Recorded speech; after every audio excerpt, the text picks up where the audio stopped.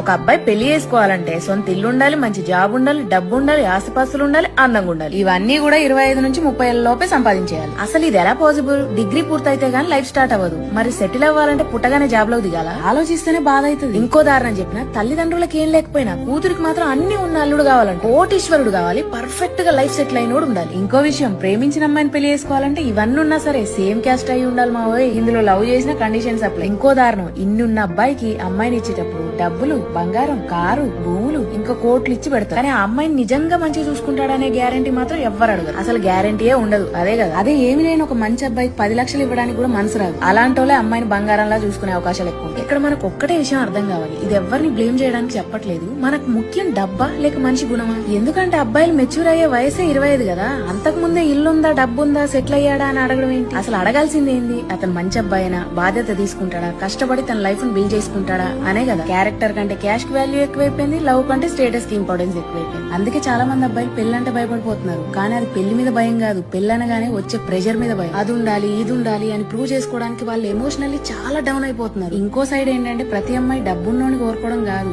ఆమె కావాల్సింది సేఫ్ గా ఫీల్ అయ్యే మనిషి, రెస్పెక్ట్ ఇచ్చే మనిషి, అర్థం చేసుకునే మనిషి. కానీ ఫ్యామిలీ, సొసైటీ ప్రెషర్ వల్ల చాయిస్ కూడా చాలా సార్లు కన్ఫ్యూజన్ గా మారిపోతుంది. ఇంకొంతమంది అయితే అసలు పెళ్లి కావట్లేదు, అవుతుందో లేదో గ్యారంటీ లేదని సూసైడ్ చేసుకునే వాళ్ళు కూడా ఉన్నారు. అందుకే ఇప్పుడు చాలా మంది సింగిల్ లైఫ్ సో బెటర్ అంటున్నారు. చివరిగా చిన్నదాన్నైనా ఒక పెద్ద మాట చెప్తాను. నా అన్నలు, తమ్ముళ్ళు, బయట ఉన్న చాలా మంది అబ్బాయిల తరపున నేను పెద్దవాళ్ళకి చెప్పేది ఏంటంటే, ప్రేమ అంటే మనిషిని ఎంచుకోవడం, ప్యాకేజ్ ని కాదు, భరోసాని ఎంచుకోవాలి, భయాన్ని కాదు. ఏమంటారు?